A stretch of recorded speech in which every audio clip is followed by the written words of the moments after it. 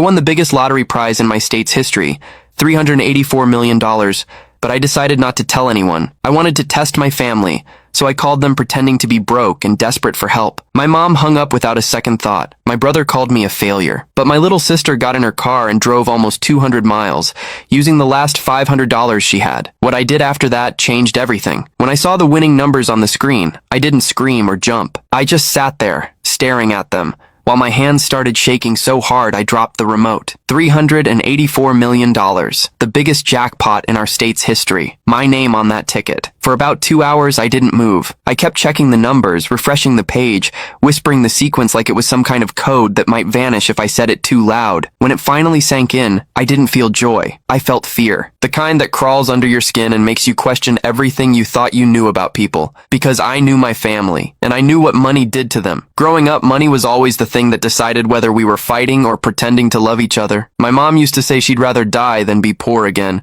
but she never cared who she stepped on to make that happen. My brother, Mark, followed her example, always chasing something, always angry when someone else had more. And then there was Lily, my little sister, 7 years younger than me. She used to sneak into my room at night when our parents fought and whisper that one day we'd both leave and never come back. She was the only person I ever really trusted, so when I realized I was now richer than everyone I'd ever met combined, I didn't feel like celebrating. I felt like testing something I'd never been able to test before.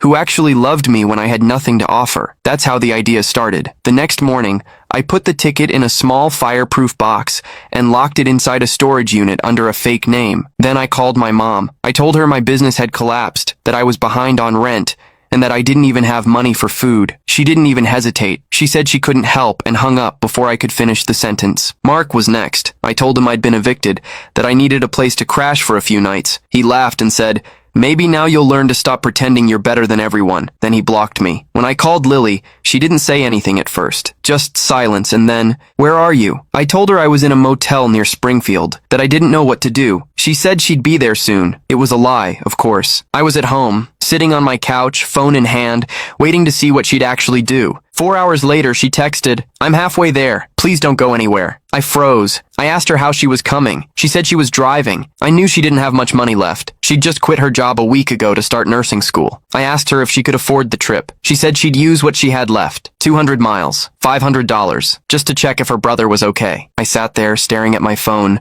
feeling this mix of guilt and awe. She was the only one who didn't ask for proof, didn't hesitate, didn't make it about herself. When she finally showed up at the motel, the one I told her I was staying in, I wasn't there. She called, panicked, and I told her the truth. I said, "Lily, I'm fine. I just needed to know who would really be there for me." She didn't answer. The line was quiet for a few seconds, then she said, "You made me think you were in trouble. I drove all night. I sold my laptop to afford gas." Her voice cracked, and that sound, that tiny broken sound,